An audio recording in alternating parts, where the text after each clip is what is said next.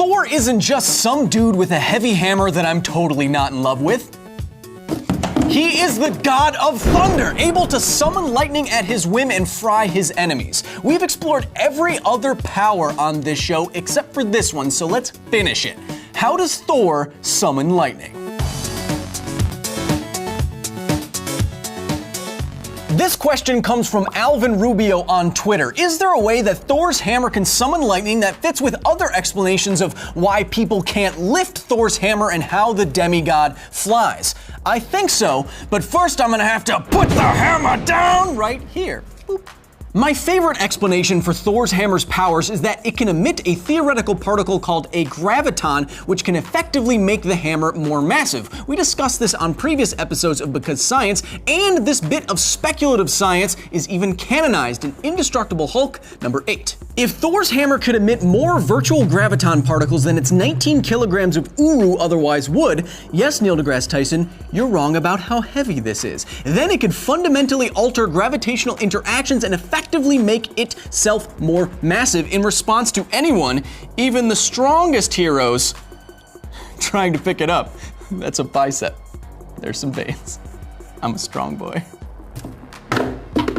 This power over gravity could also allow Thor to fly. You've seen him pick up his hammer and spin it before taking off, right? Well, that's possible thanks to the conservation of momentum. If he got it spinning really fast, then let go, and the hammer suddenly made itself much, much more massive, then it would feel as though Thor is being pulled along by a moving train.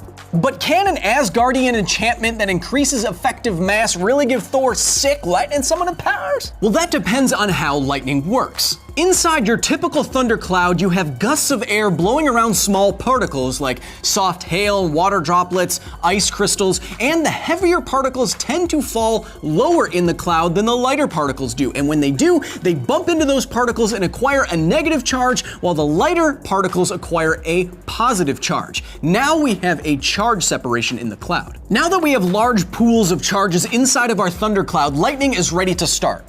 Somehow, we actually don't know how lightning starts. We think it might be cosmic rays. But once it does start, it forms channels of ionized gas, which is gas with electrons ripped from it, called leaders. And these leaders shoot out in both directions, downwards and upwards. The negatively charged leaders are the ones you typically see during a storm. These leaders don't carry much current until the negatively charged leaders reach something with a positive charge, like a building or a person or the ground. And then there is an equalization of up to 20,000 amps of current. That's what we see as the return stroke as light races back up into the sky at a significant percentage of the speed of light. Charge is actually still flowing downwards. And that discharge heats up the air around it so rapidly that it creates a pressure wave that we call thunder. Oh! Knowing how lightning works, where does Mjolnir fit in? Thor's hammer can change its effective mass by emitting virtual graviton particles. So what if instead of emitting particles in all directions, Thor's hammer instead directed them straight upwards? Then the heavy particles in the clouds directly above Thor's hammer would suddenly get heavier and create a pool of charges. And then Thor's hammer could act like the only ground around for the negatively charged leaders coming out of the storm.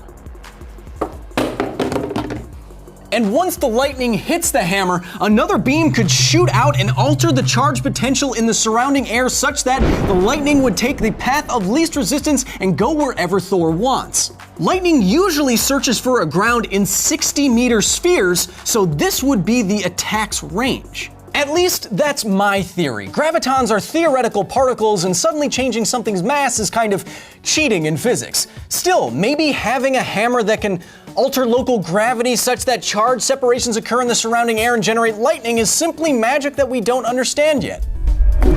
Because science.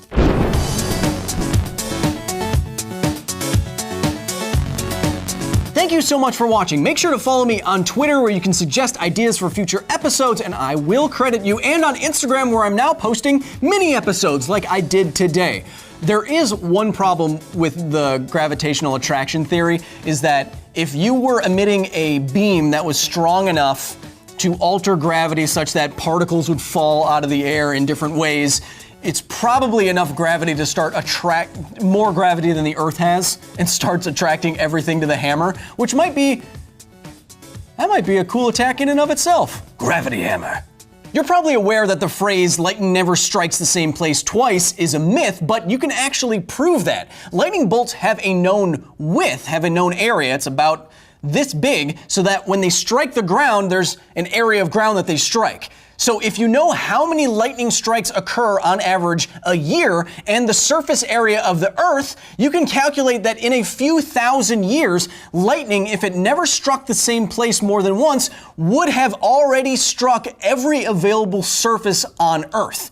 So you can prove that with math.